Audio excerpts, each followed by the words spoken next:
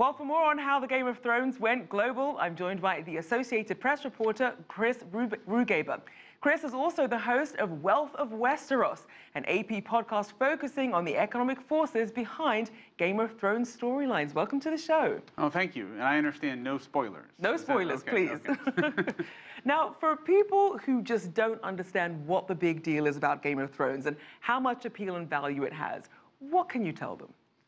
Well, it encompasses a whole range of, it's a very complete alternate universe, I think. So I think that's what it draws a lot of people in. There are parallels to some degree to our own world. And so for myself and my colleagues who are doing this podcast, there's enough reality in there to sort of tease out some economic themes. And I think it appeals to a lot of people partly for that reason. And there's a lot of action and great acting and a lot of interesting plot. That was interesting. You mentioned some of the parallels. You know that we're already spoiled for choice in terms of what we can watch. So what was it specifically about Game of Thrones that really appealed to you to want to make a podcast about it? The three of us who write about economics at the Associated Press, we frequently got together last season on Monday after the show aired, and we would mainly talk about what we enjoyed about the show, and we would also talk about some of the economic stuff.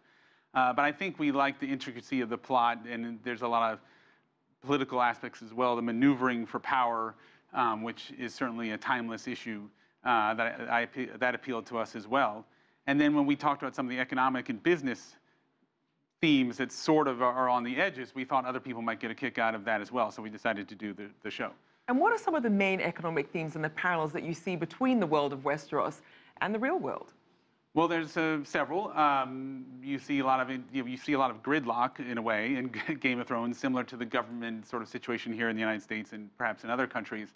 Power struggles overtaking sort of any big picture view that a leader might take. There's issues around economic inequality in a way. There's certainly clearly a lot of inequality in Westeros, the land that where most of the action takes place in Game of Thrones. And there's things like winter is coming, so a metaphor for climate change and certainly a metaphor for many leaders not being willing to deal with it. That's one of the biggest problems on Game of Thrones, is not just getting to a solution for the encroaching winter, but getting people to believe that it's actually happening. Well, certainly an issue that resonates today. Right. Let's also look at the role of central banks, or in the case of Westeros, it's the Iron Bank of Braavos.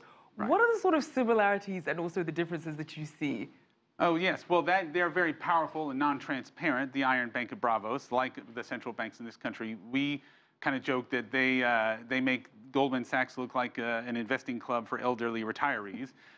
They're very mysterious, and they're actually not, they're technically in the continent over from Westeros. This is very sort of the geeky stuff for the real show fans.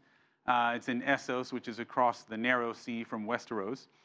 So in a way, there are really no banks overall in Westeros. There's very little banking activity, and so you see that in the slow economic growth they have in their country.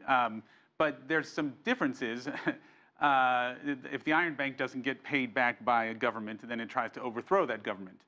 We haven't seen that from any central bank yet, and hopefully not anytime soon.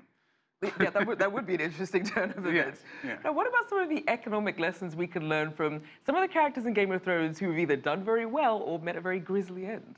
Oh, right. Well, there's a lot of issues of leadership or lack thereof.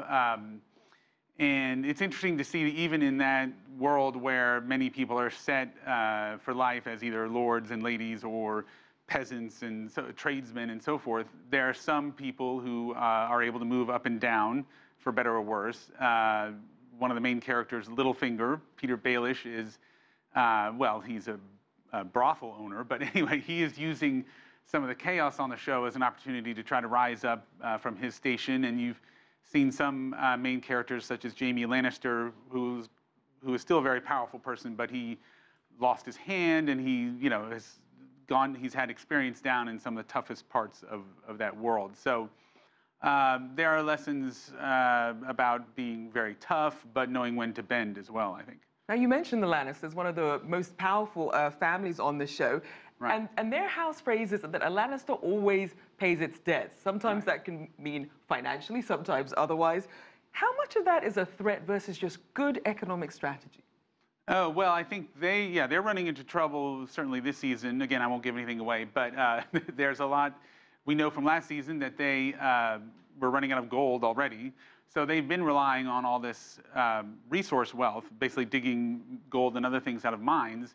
And that has a lot of pluses and minuses economically. We see that in some cases with countries that have oil or other natural resources. They may not have the incentive to develop maybe more innovative industries or more of an educational system. So I think we're seeing a little of that with the Lannisters, and you're just seeing the downsides of short-term. They themselves are now in debt a lot. Now that Cersei is the queen is very much in debt. The government there is very much in debt. So, right. Yes, whether they're going to be able to continue to pay their debts, we will see about that. Well, certainly the case. Several countries could be in that position. Yes. Thank you so much. Chris Rugaber, reporter covering employment and the economy for the Associated Press.